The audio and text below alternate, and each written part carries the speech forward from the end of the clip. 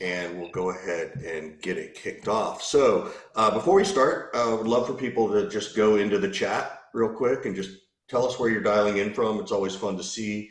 We're big proponents of chat, so please, by all means, put your questions in there for all of us. Be sure to add a comment if we have a question come up and you want to add to it. Go for it. Like we love to sort of have that extra commentary. Without further ado, I'll go ahead and say thank you so much to our sponsors, Find Them, Gong, Lead 411, Perception Predict, and Burn Rate IO, who we have as our special guest today. So Robert from McLaws from Burn Rate, just quickly, give people a sense of like where your perspective is and what does burn rate do? Because I think it's a pretty interesting concept that you've created. Yeah, thanks. So, yeah, I've been in capacity planning for a decade now. It started out in actually commercial real estate and understanding turnover in buildings and building out that SaaS business. I really needed to move from being a technical founder to understanding sales and applying that engineering mindset and a capacity planning perspective on salespeople and understanding how a team needs to scale is really where it came from. So burn rate is designed to help you understand exactly how to grow the team and give you a schedule breakdown of how to hire based on what you've typically seen in spreadsheets as AE ramp up, right? So if you're wanting to understand quota ramp, we take it a lot further to help you get really specific about what that means in terms of What how was long it the, takes to hire. is there a story behind you're creating this? Like, oh my God, these are the Yeah. 10 mistakes I made, or here, like, because I think it gives a good baseline of where Yeah. perspective for folks. So I've been a software developer for 20 years. Sales is not my thing. I actually hated sales. I hated salespeople. I hated everything about it. Just put a button on a website and let me buy it, right? I didn't want anything to do with it. I had a co-founder that was supposed to be selling, and I built the app. So that didn't work out. It turned out selling commercial real estate buildings didn't translate to selling commercial real estate software. Who knew? So I had to figure it out. I had to get in and understand. I had no idea about how any of this stuff worked.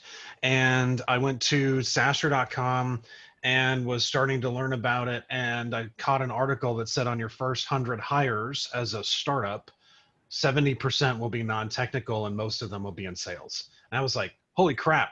Um, the Silicon Valley's been lying to me. I thought I was building a tech company. But if 70% of my employees aren't tech, I'm not building a tech company. I'm building a sales company. So starting to think through and understand that, and then look at all the spreadsheets that were out there. It is like, these spreadsheets are crazy. 87% of spreadsheets have one or more errors. And like the spreadsheets that are given out to sales leaders and founders have like 160 or 200 assumptions on them. There's no way you're ever going to get that right. There's not a chance. Those are black holes of your time. And so I really wanted to build something that would help you mentally separate the different parts and break it down and build on success, right? Get the core parts of the problem right. And when you're scaling a company, your biggest expense is people. When you're scaling a company, your biggest mistakes are often around hiring, either hiring too few people or too many. And I hear all the time startup founders, they're like, we just raised 5 million. Our VC said hire 10 reps. Well, you're dead. You're dead under that plan if you're not careful, and you're gonna burn all kinds of money. And there's so many ways you can screw that up. So So I know we talked offline for a second that you've got a spreadsheet you want to share with yeah, people. And then I want to move into like, let's translate this into 2021 planning, right? But I yeah, think absolutely. like establishing this really strong baseline is super important for folks. Absolutely. So let me share my screen on my other machine here and we'll dig in. All right. So I've put together this like sampled spreadsheet, and this is typically what you're going to see. And what I want to point out is two things. One is that we're using a new add-in from burn rate for Excel to be able to bring in some top line revenue that you need here, right? And then I've got ACV, just a sample ACV in terms of how many or what your deal size is going to be. let's kind of walk through how you would build this spreadsheet out as a VP of sales. And there's one simple mistake that you can make that will kill your career if you're not careful. Will kill your business. You'll get fired. You'll be out on the job market again. It's real simple. So from here, I need to know how many deals I need to get done in order to be able to make this number, right? So I'm going to go in and I'm going to say it's real straightforward. Here's my new customer ARR, and I'm going to divide it by my ACV, right? But look at that. So The dreaded fraction. The dreaded fraction, right? And so I've got a decimal point in here. Now, if you're not careful, my next reaction to this is going to be, well, I'm not going to do 5.24 deals. It doesn't make any sense. So I'm going to go in and I'm going to hit the button to round this, right, to give me a whole number. But what just happened, and that you are not aware of more often than not, is that Excel just rounded that number. Okay, and if the decimal is under 0.5, it rounded that number down. But you didn't necessarily know that. And so what happened was, here's the deal. I got 5, 6, whatever deals I needed to get done. Now let's show you, I want to take this back so that you can see the whole number. And we're going to add a new line here that effectively does what Excel does when you round this out. Okay, so now, by the way, you're not a VP of sales, you're not a capacity planner anymore, you're a computer programmer, because now we're looking at formulas and all that stuff. So, and built-in Excel functions. So I'm gonna round that, I'm gonna drag that out.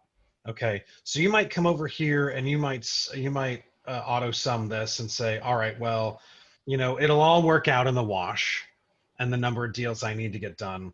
Well, let's auto sum the next row and show you from that perspective, it does, right? The math all worked out, whether you round it or not, you get the same result. But here's what you actually needed to do, okay? You didn't need 5 deals in the first month. Okay, we're gonna bring in a new formula. And that formula right here is we're gonna round that number up instead of round it down, and set it to 0 decimal places. You actually needed 6 deals in January. Okay. You needed 7 in March. You needed 10 in July instead of 9, right? You needed 15 in December. So the actual number of deals you needed to get done for the year in order to make this work. Let's get back here. Sum it this way. You needed 115 deals, not 109, right? 24K ACV maybe doesn't seem like a big deal. 300K ACV, you have a massive problem on your hands. Okay, so let's take a look real quick at the difference. It's real straightforward. Okay, we're just gonna minus this in. Okay, so you've left 6 deals off your plan. Okay, you get through a quarter, every quarter has at least 1 deal missing. Okay, so you're gonna miss your targets every month just based on here's what we need to do in order to hit our top line, and here's how we break it down. So I wanna show you then how that plays out for the company. This is your jobs on the line for this, okay? It's really important. Based on how you would typically do this, okay, we are going to take the rounded version and minus your ACV right here. Sorry, so this is B8 minus or times your ACV. Oops. Sorry, times your actual needed deals. Okay. So watch what happened. Let me drag this out. So at the top line, you needed to get $125,000 in January in order to make your number. You actually only did 120,000. So you're off. Here you exceeded, that's great. Here you didn't. Here you exceeded, here you exceeded, here you didn't. So the total here, let's break that out across your top line. You needed to do 2.6 for the year. What you actually got done? I'm sorry.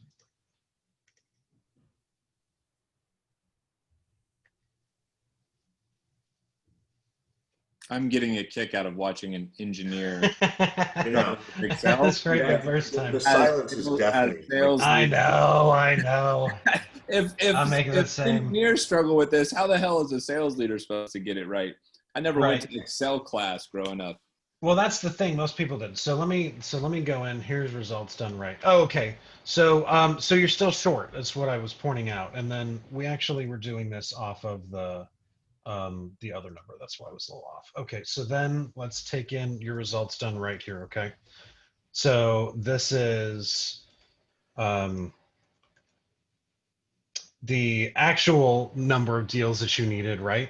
Times your ACV to get you 144, right? You want to do better than what the model said. You want to be able to achieve more. And if you do it the way that Excel lays it out and rounds that down, you're going to see, gosh, those 6 deals are gonna come into play. They're gonna matter. So you get to the end. Now you're at 2.7. Here I didn't make my number. Here I did. Okay, here I did pass it. Okay, and if I think the challenge here was, it should be, oops, back here.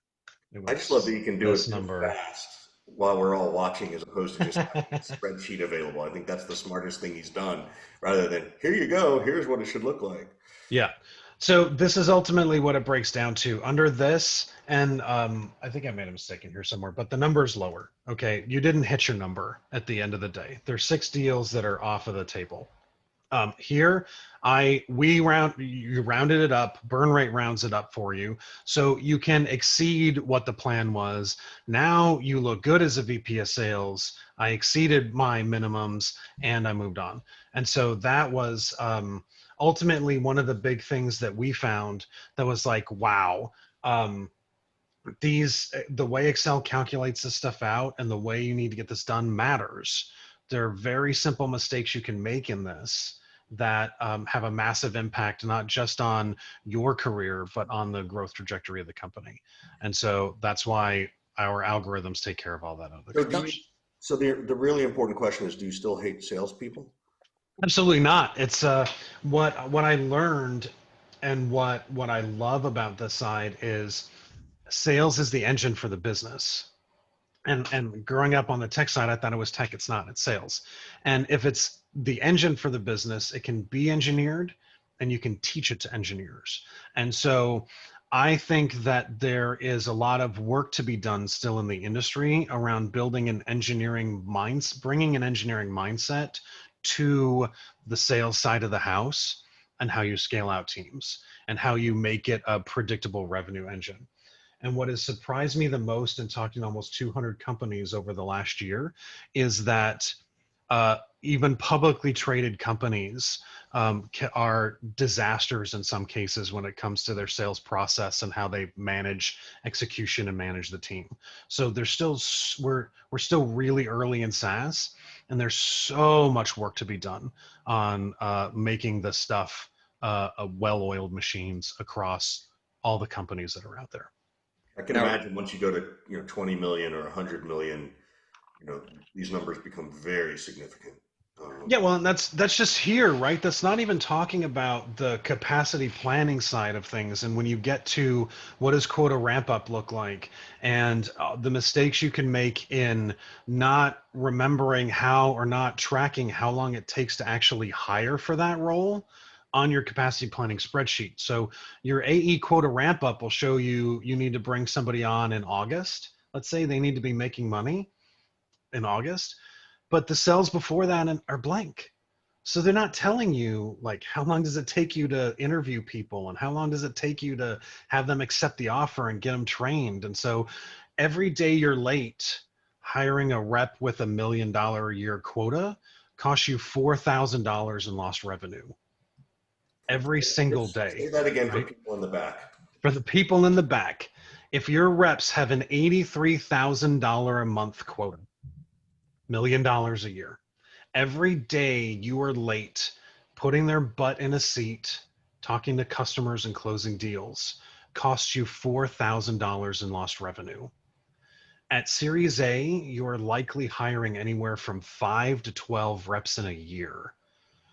most companies are 6 weeks or more late in hiring. That's 124 grand per rep that's not getting put on the boards because you're not keeping track of your human pipeline that has to process your lead pipeline and where that intersects. Now, I have like a bazillion questions and comments on this. I've been doing this for 20 years. Yeah. And, You're that old, Scott? Really? yeah. I just look a lot better than you for my age. So the number one reason people miss targets, miss quota in the sales VP, head of sales capacity is not having enough headcount. That's the number one reason, more than anything else. Okay. Here's the biggest challenge, and this is for you, Robert, or you, Richard, if you want to tackle it. The biggest challenge is if you go into an early stage company, let's say I go into burn rate, for example, and I'm the head of sales, and Robert's my boss. Robert says to me, I need you to forecast out 2021 and 2022, by the way, and I need you to get within 90 to 95% accuracy of revenue and headcount. And I'm over here like, well, we haven't even closed a deal yet at all. I don't know the sales cycle. I don't know our ACV yet. I don't know how many reps I'm going to need, but that's what I'm being tasked with. So difficult situation for any VP to be put in. Where does one begin, Robert or Richard? What's the first couple steps that you guys would take? I'm going to let Robert answer because apparently I've been doing it wrong for all these fucking years. So, and I'm older than you, Scott. So. We broke down a ton of spreadsheets. There's so many floating around on how to do this, and it's like, all right, on 200 assumptions, where do you start? Right? It's always in revenue. It's always the simple understanding. Ask the question: where are we at? Either you're a recurring revenue business or you're not. So where are we at in revenue today? And where do we need to get to within the next 12 to 24 months, right?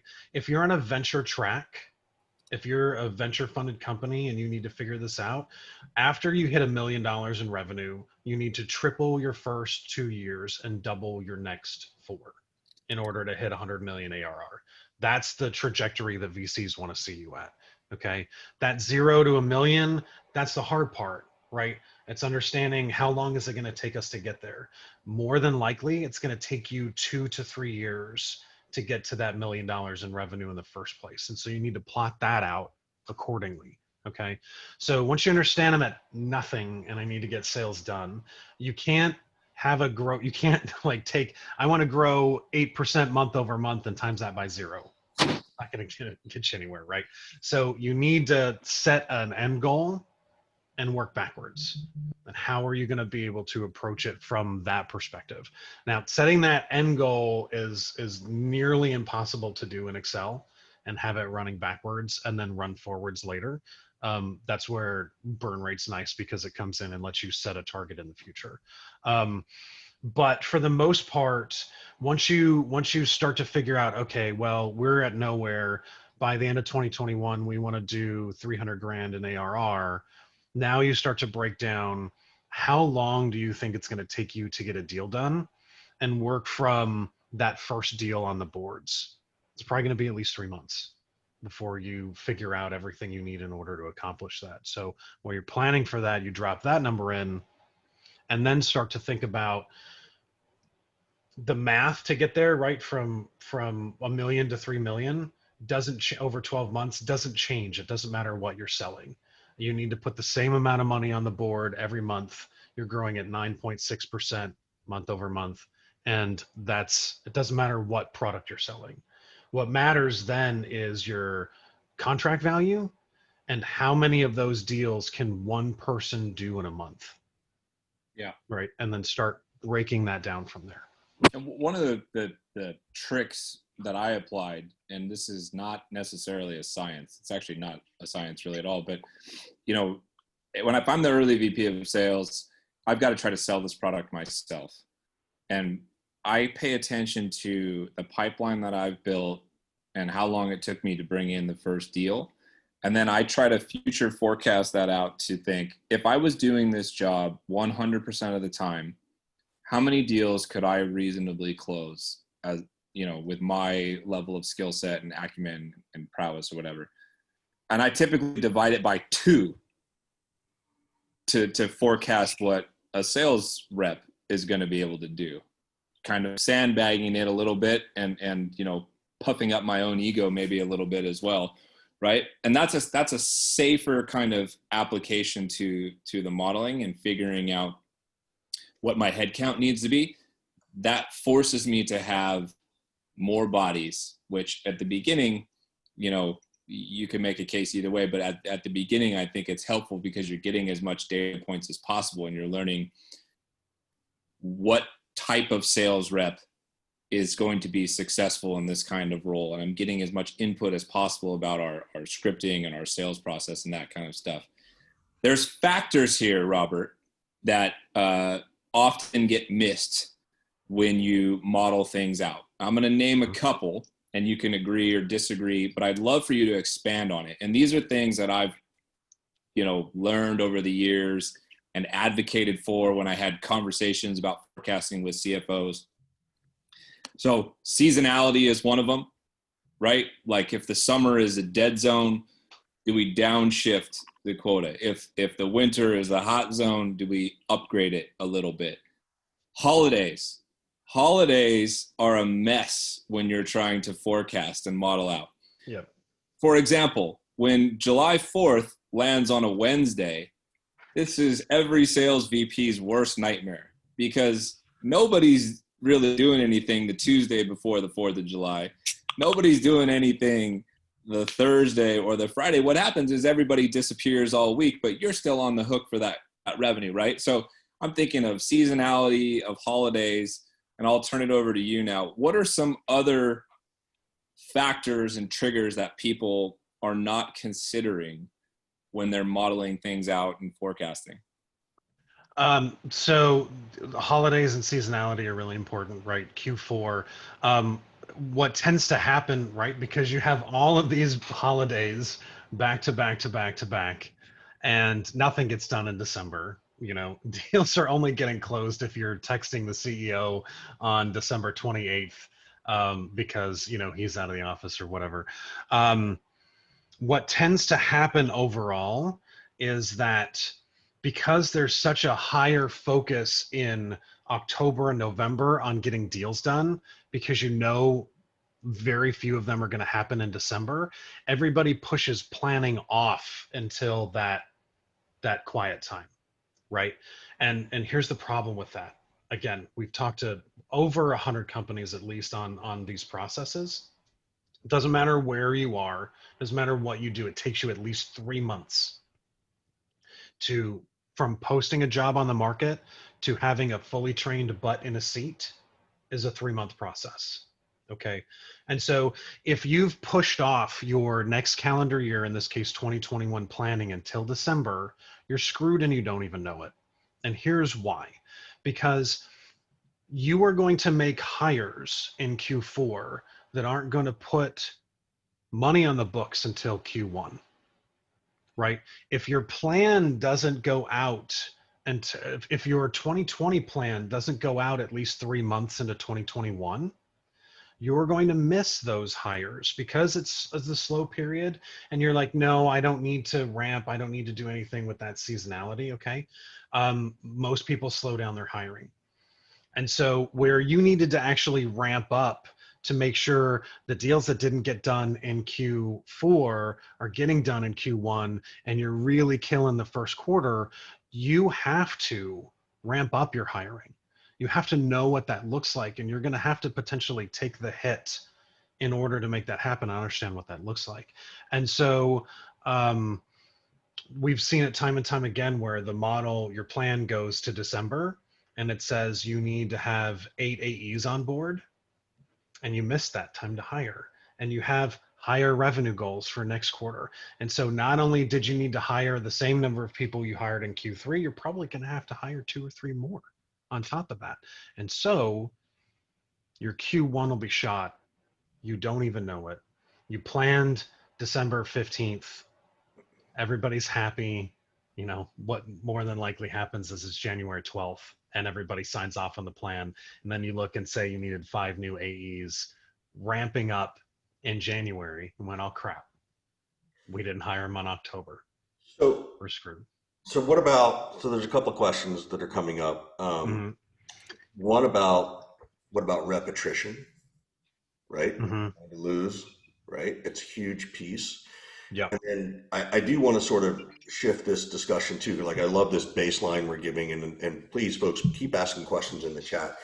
But I'd love to hear a little bit about rep attrition, and then like, what are we even doing with 2021? Like that's a whole other seasonality issue. Like I don't even know, right? Like, and I think that's why a lot of people are here is like, how do I even try to build that in and understand stuff like that? In terms of attrition, you need to understand that you are going to lose 25% of your staff per year as a baseline. Let's shout that out with a megaphone, please, because not enough people are honest and candid about that. As a baseline, you are going to lose 25% of your staff every year. Okay. When you're doing, and it's one of the next things that we're working on as a feature, when you're doing your quota plans, right? There's a time factor in there as well, in that your rep is only going to be around for 12, 14 months. There's not a lot of data on that, how long reps stay around. And so we don't know yet, but it's one of the things we want to find out. But you're going to lose a quarter of your staff. If you are not keeping track of, if you make that mistake that a lot of VCs founders make, which is over hiring, and they don't have enough leads, you're going to lose 40% of your staff. Okay, or more.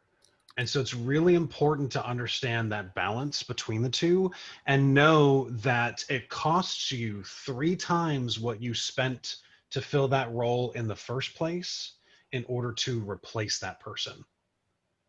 Okay, those are 2 very important factors you have to keep in mind in that process. What about, how do you even factor in product development not hitting their goals? Right, like I've been through this. Like Scott, this is Scott's favorite question. Is like we get fired in 18 months as heads of sales, but nobody fucking ever gets fired for missing their deadline of the product release. Is that been formulated out yet? I mean, in our model, no. And from an operations standpoint, that's there's a difference between planning and forecasting. Forecasting takes where you've been and tries to figure out where you're going. Planning is setting a target and how are you going to get there, right? When it comes to what you're selling, for me personally as a founder and a CEO, that's an operational issue where the engineering team and the sales team need to be really working together to understand what the ship targets are, and that internally you need to have, here are the features that we're shipping, and accountability to your customers on where you are with actually doing that, because customers don't mind so much if a feature slips if they know A, what you were working on, and B, like, okay, did something else get shipped instead? But if there's not that accountability, then salespeople promise features that engineering teams can't deliver. And having been on the engineering side. But even, look, I know Scott is, and I know several of these people on this call, we're not out there pitching the future. We're pitching the product, right? Right. But the goal has been built into, or the new release is being built into, oh, we're going to have this by July, and holy shit, it doesn't get here till September, yet nobody adjusted the number. Yeah. Right? And that's the piece I'm super. Well, because people, the CFO and the CEO have baked in a lift into their forecast because such and such feature will get released. But they baked it. Keep in mind, I don't know. They baked in a lift. I think they baked in a compensation guarantee for themselves. No, they baked in a lift. Trust me. They baked in a lift. I've been at this longer than you have lately. You have. They bake in a lift now these days, Richard. Like you're clocking along at a particular rate, and all of a sudden they're like, "Oh, this new feature comes out at the beginning of Q3. We expect it to increase sales velocity by 20%." And if you don't fight as a VP of sales, you're stuck with that. And when that feature set doesn't come out until the start of Q4, guess who's still on the hook for the increased revenue? We are. This is great. So you know, and believe me, I got one more around these, and then I do want to go to 2021, particularly with the CEO and the CFO. You know, with the average tenure of the head of sales 18 months, right? And shrinking. And shrinking, right? What are you seeing it now, just out of curiosity? One fundraising round. Think about it.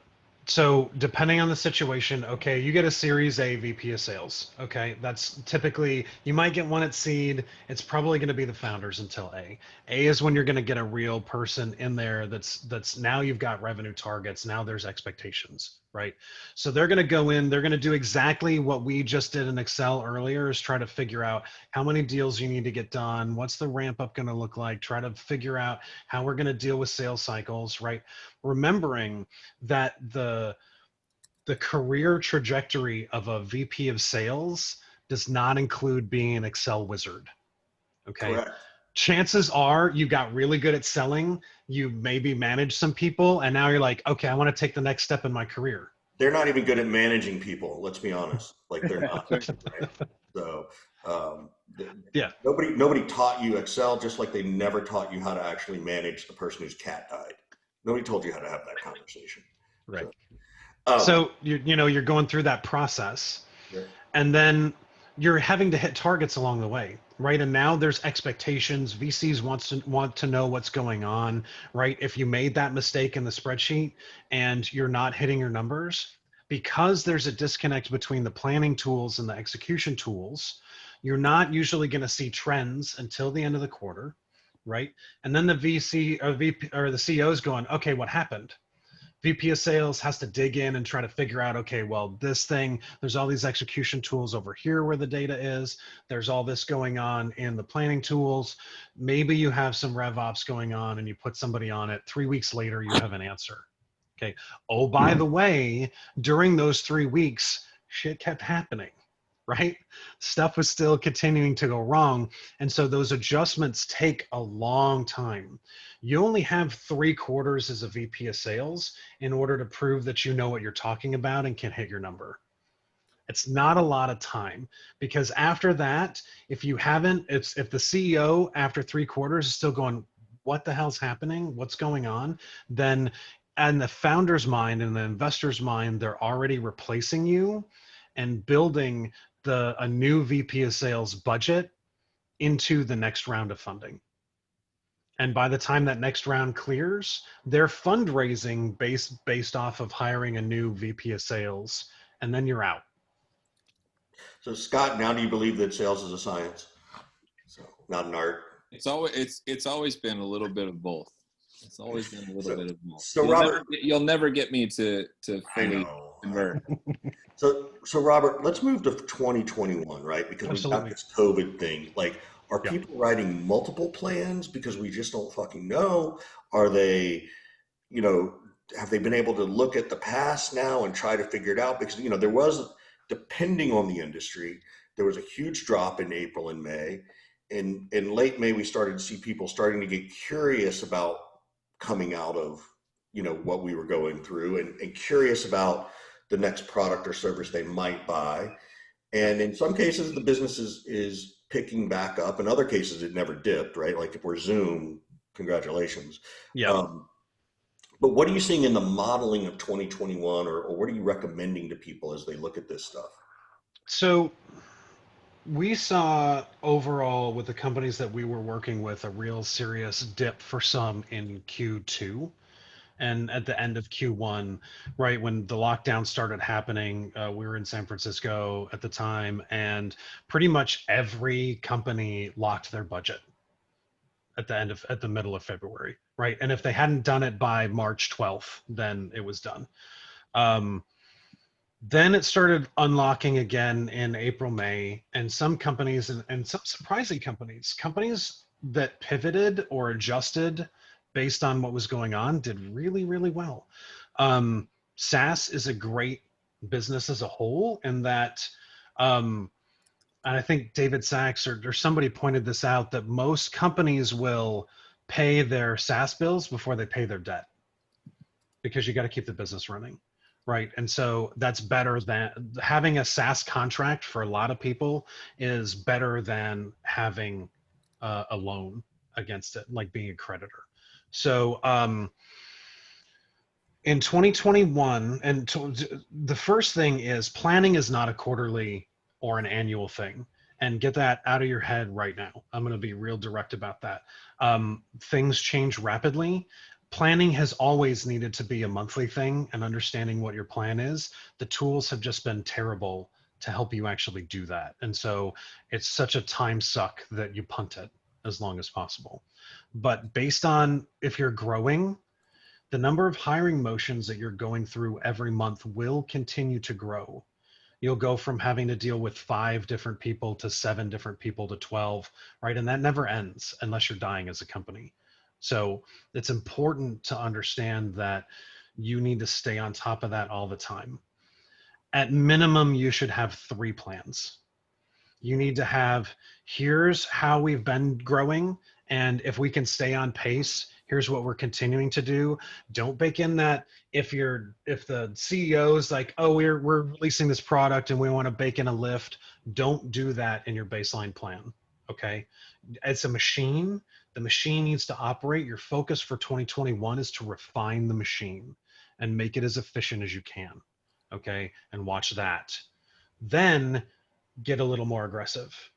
Say, all right, here in the aggressive model, 6 months from now, we're going to roll out this feature set that's going to open up a new market opportunity and raise our ACV. Let's see what that looks like. Okay. And then you need to have your vaccines aren't out.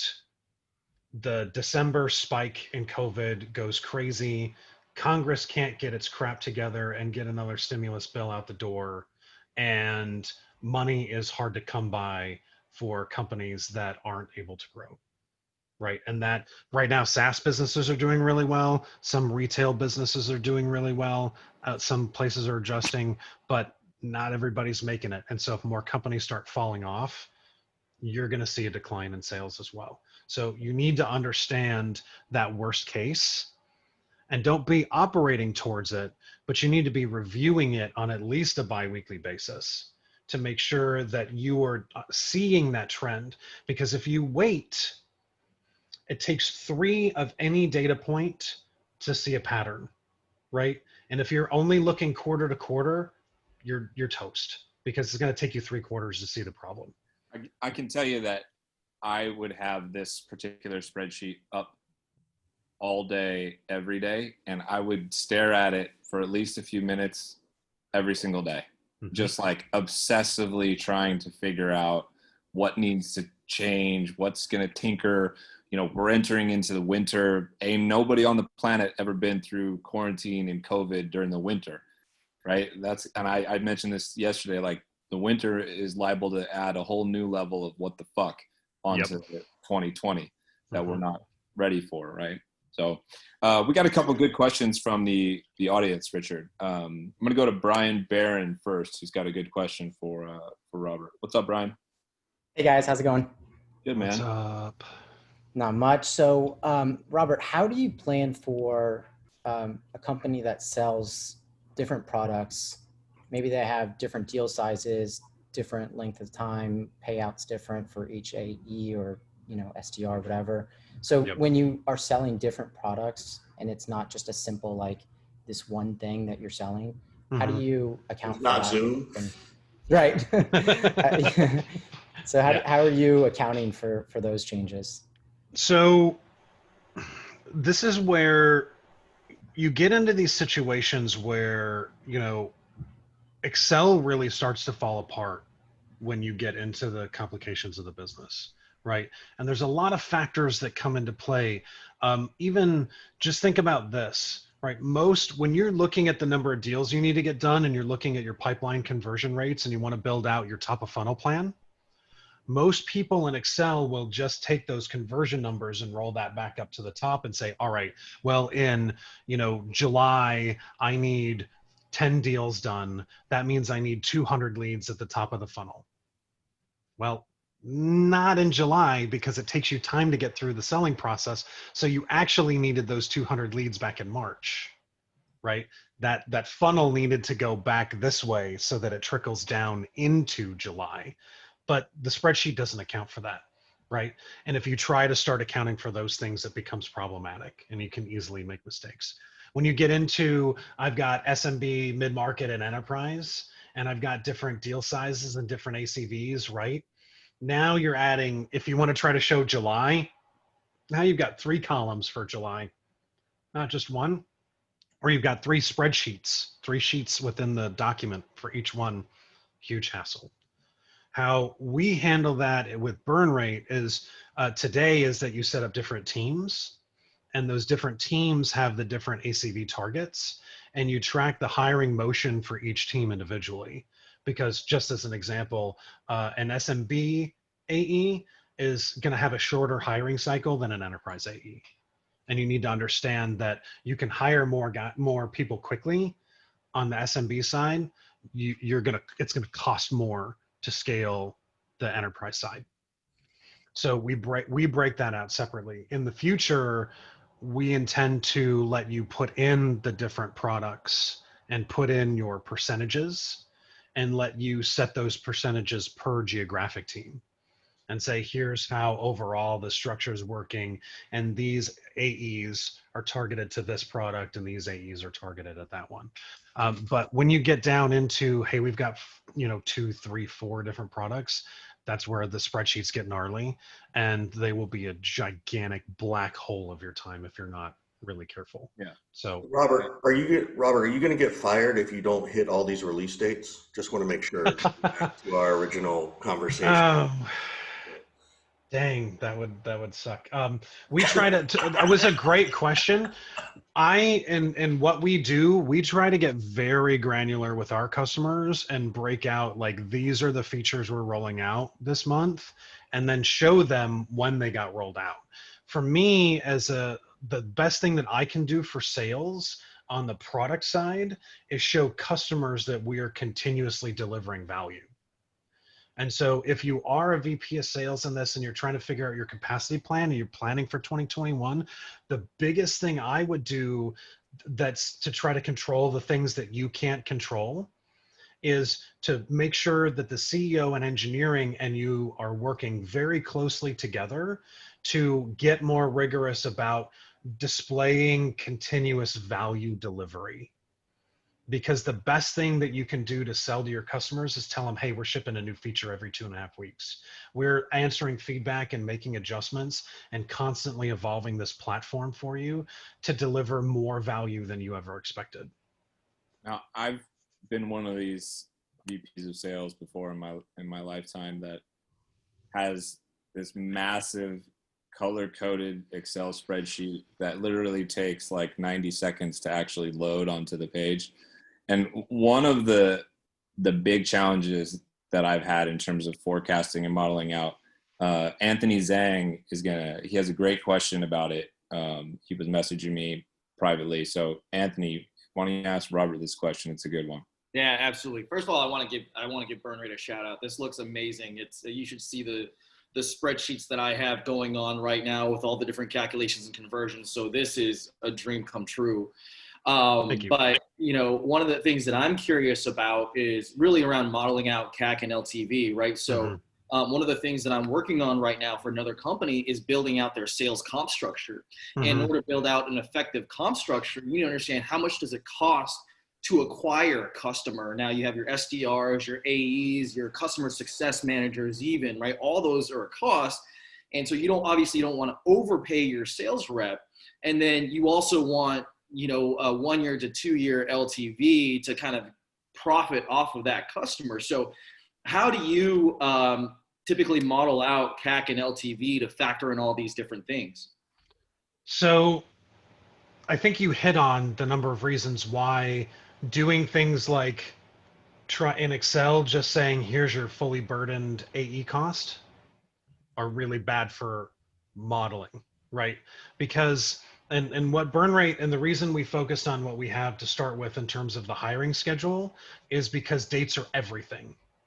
you cannot just average out your costs and then drop them in a month and then know what's going on, because your cash burn is going to be vastly different. And so, and just think about this: if you've got a 3-month hiring cycle and then you have a ramp, right?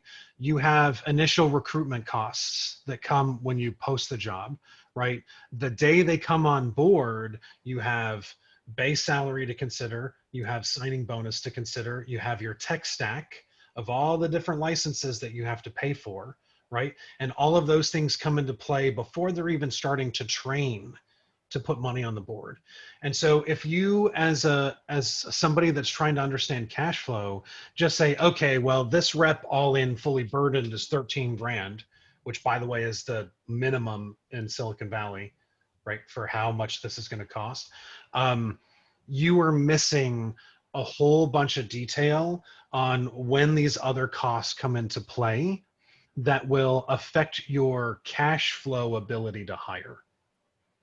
And so there's a lot of focus on CAC and LTV in terms of where you're going, and a focus on that tends to miss the cash flow perspective itself, and if you have enough money to actually make the hires that you want to make while they're being compensated.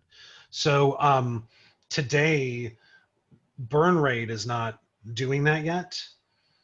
What we tell our customers to do is go check out quotapath.com. The quota path helps you build those compensation plans and understand how you are going to compensate your staff. And then that platform ties to Salesforce or your CRM and helps you actually execute that. So you can get a better handle on how that cash is going out the door. And then we are going to pull those plans back into burn rate and help you see how, based on the number of deals you're getting done, how that flows over time, so that then at that point you can start to understand a real customer acquisition cost, LTV cost, because you have the marketing funnel in there at the same time and you're starting to track how much it costs you to get through that funnel, right? And now you're starting to get more accurate with what the real long-term value is. You can take shortcuts today on that in Excel, and that's fine. That's the standard approach. You need to be aware that with Excel is a great name for a product. The problem is because it's idealistic, right? It wants you to excel as a person doing your job. The problem is if everything that you're putting in your spreadsheet is average, you're doing averages of this and averages of that, your results will only ever be average. And you need to understand that while you're working with stuff, and while then you're working with your CEOs and your staff, is that whatever's on the spreadsheet is going to be a mix of stuff. If you want to do better, you have to understand what that means to actually where you're going to push on that and where you're going to keep an eye on things. So I hope that helps. So I know we need to move to wrapping up in a second. So wanted to ask one more thing, and without, let's assume I don't have burn rate, right? Yeah. Because it's a whole other discussion to talk about this and then go sell it to some CFO who might go, well, you should know how to do this anyway, right? Some other bullshit line. Yeah. That's why we don't sell the CFOs, but that's a different conversation for another time. How, and I don't want it to be a product pitch, but how do you pitch the CEO and the CFO on this? Look, we need 3 different plans. We just don't know, right?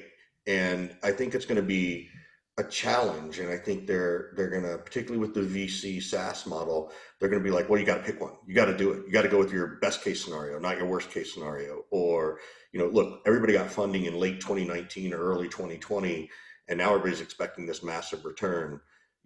Are you seeing, I guess maybe the question is, are you seeing the CEOs and CFOs or even the VCs going, yeah, we need to scale this back a little bit? Like, to some extent, I've heard from some well-known SaaS companies that break even was the new hitting goal in 2020, right? And are you seeing that in the market for 2021, or is it still like a hope and a prayer? Well, so it's really important. Distinctions are important. It's really important to understand that VC and CEO operations are not necessarily aligned in terms of what's best for a fund versus what's best for the company. In terms of what's best for the fund, they want you to push as hard as you can. They want you to hire as fast as you can because they want you ultimately to have to need more money coming in the door so they can push up their markups, right? So they can raise another fund on the fact that the value of their companies is larger. Okay. And so that structure and strategy wants you to have to burn quickly and then need more money and then sell more of the company. So that's the alignment on the VC side that the founders and the C-suite is dealing with in terms of trying to figure out what your strategy is moving forward. The thing to keep in mind right now is that there is not a person alive that knows what's going to happen in the next 6 months. It doesn't matter how smart they think they are. We have never been in a situation where, and you might say, okay, well, this is just like the pandemic of 1918. Okay, great. We didn't have a technology system and Zoom and SaaS and all of this other stuff. So these are 1,000 new variables. And that's never, if I remember correctly, I don't think there was an election going on during the pandemic of 1918. Maybe if it stretched into 1920, but at the time there was not a presidential election. So too many factors going on for anybody to prognosticate. So a prudent leader is going to have multiple plans of attack and know when to turn your best or worst case scenario on. So Scott, how are you, like, I know Scott is the master at managing the board and the CEO as best he can. Sometimes they're just not willing to listen. How would you position this, right? Like Robert's the math guy, right? And understands it at that level, but you're the guy who goes out and does this with your CEOs and founders and VCs. What kind of things might you be suggesting to them? What would I suggest to the audience, or what would I suggest to the... No, if you were in this role, if I'm in this role and I've got to go to my CEO and pitch these 3 different plans, or, you're in a meeting with the VCs and they're asking you for some ridiculous prediction, what would you do? I mean, I know what I do and I know what I've done. And I wrote this in the chat earlier, which is I go to war, for lack of a better term. I do not let myself get pushed and stretched.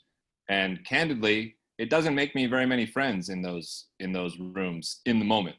Later on, it does make me friends because I think they respect the fact that I was sticking to my guns, and then I actually deliver on the lowered number that I fought for. So if I have these 3 plans, I'm going to say, here's a conservative one, here's an aggressive one, and here's the one that I feel is most likely to be attained. That one is never dead center in the middle, by the way. So if the conservative one is a 0 and the aggressive one is 100, my most likely plan is not a 50. It's like a 35, right? And I fight. And I'm talking knock down, drag out, meeting after meeting after meeting. And I'm using all of the math that I'm capable of. I'm using things that we've already talked about, like rep churn and how that impacts things, seasonality, holidays, being dependent upon particular features, all this kind of stuff, market fluctuations, random guesses in the beginning, right? And I just think that the big difference is most people don't stand up for themselves, candidly. It's intimidating, man. It's intimidating enough when you have a conversation just with your CEO. It becomes more intimidating when the CEO and the CFO are in the room telling you that you're being a wimp and that your, forecast is kind of not good enough, right? And we need to grow faster. I'm like, I push back and I'm like, well, I could tell you what you want to hear, right? So if you're looking for something to just tell you yes, like I can tell you that, but I don't think that you hired me for that particular reason. I think you hired me because I theoretically know what the hell I'm talking about, and I'm going to give you a realistic picture of what is possible. and then I have to deliver on that. And it gets even more difficult when you're having that conversation and the execs are in the room and the board and the VCs are in the room. And it gets even more difficult if you're trying to fundraise a Series B or a Series C, and they're asking you for, you know, what are you going to do with this money, and what is the revenue going to look like 2-3 years out from now, right? And how come you're not going to be a $500 million ARR company in 2 years? I've had all these conversations before, and my biggest piece of advice is, like, you've got to use the math that we've been talking about, use all these different kind of trigger events and things like that, and you've got to be willing to fight to keep your number in a realistic, you know, conservatively but still stretching kind of range, or you're going to get trampled, and people don't stick up for themselves enough. I think that's great. I think it's really positive. And Robert, thank you so much for joining us and, like, shedding a ridiculous amount of light on a topic that I think a lot of people would like to know more about, and maybe don't even know where to ask or where to start. And so I think you've given us a great spot, and we really appreciate what you're doing and bringing this to the forefront. So thank you very much. Yeah, no problem. I mean, what I love about all of this is, now that I took that journey, I see the intersection of the operation side of the business and the sales side of the business, and what it takes in order to make this happen. And what I love about what I do every day is I'm an advocate for you folks, because this is the hardest part of business that most founders and everybody else overlook. To all of Scott's points, I think the first thing that you can do as a leader is reasonably set expectations for the people under you and the people above you, and then over deliver, right? Make sure you're following the Montgomery Scott principle of warp field repair, which is on Star Trek, Scotty was always like, it's going to take 5 hours. And then it took 20 minutes. Overestimate and then deliver effectively is the best thing that you can do for that. And then, and we're here to help. So if you have any questions about anything, drop me an email. It's robert@burnrate.io. I'm happy to help out any way I can, because we're here to create jobs and help salespeople succeed. So That's awesome. Yeah, someone just put in the chat that maybe we should do it in December, see what happens. Right? Yeah. Because the conversation could totally shift, right? So, Mm-hmm. All right. Well, thank you, everybody, for your attention and your time today. Thanks for the great questions from the audience. And again, Robert, thank you guys for coming on board and sponsoring this. Oh, thank you. Appreciate it. Thank you to our regular sponsors as well, Lead 411, Gong, Perception Predict, and Find Them. Please go check those folks out because they will help you.